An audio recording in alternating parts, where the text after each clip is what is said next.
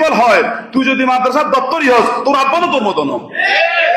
নবীরে আবার কি আমার মনে করো, তোর আব্বা তো তোর মতন। বদমাইশ, বেতমিজ, বেয়াদব, লাগামহীন কথাবার্তা শুরু হয়েছে নবীর শানে। কারণ শেষ জমানায় ইমানদার কমে যাবে, ইমানদার কমে যাবে, বেঈমানের সংখ্যা বৃদ্ধি পাবে।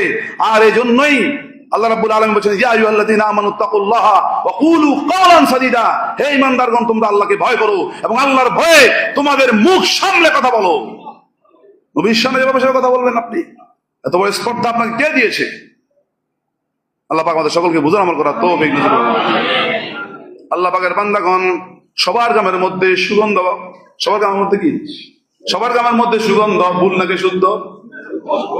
সবার গামের মধ্যে দুর্গন্ধ, আর আমার নবীর গাম মোবারকের মধ্যে সুগন্ধর চেয়ে আরো বেশি সুগন্ধ। হযরত উমামা রাদিয়াল্লাহু তাআলা হাদিস রাওয়ায়াত, একজন গরীব সাহাবী রাসূল পাক সাল্লাল্লাহু আলাইহি ওয়াসাল্লামের দরবারে এসে বলল, ইয়া রাসূলুল্লাহ, আমি এতই গরীব, এতই অভাবী, আমার মেয়ের বিয়ে ঠিক হলো, কিন্তু আমার কওম, আমার সম্প্রদায়, আমার গোষ্ঠী জাতি, আমার আত্মীয় স্বজন জানে আমি গরিব, আমি দাওয়াত দিলে তারা কোনো আসবে না আমার বাড়িতে, গরিবকে অনেকে অপছন্দ করে। রাসূল পাক সাল্লাল্লাহু আলাইহি ওয়াসাল্লাম বললেন, চিন্তা করো না, মানুষ আসার ব্যবস্থা আমি নবী মুহাম্মদুর রাসূলুল্লাহ করতেছি। তোমার কাছে কোনো শিশি আছে? শিশি? হ্যাঁ আছে ইয়া রাসূলুল্লাহ, কাঠি সহ শিশি। তোমার মেয়েকে বলবে যে আমি এমন একটা জিনিস দিচ্ছি, যেদিন তোমার মেয়ের অনুষ্ঠান হবে সেদিন যেন শিশির মুখটা খুলে নেয়। রাসূল পাক সাল্লাল্লাহু আলাইহি ওয়াসাল্লামের জজবা আসলো। জজবায় দিন মরুভূমির আবহাওয়া, কি ঠান্ডা নাকি গরম? ওই সময় কি এসি ছিল কিনা, ফ্যান ছিল কিনা?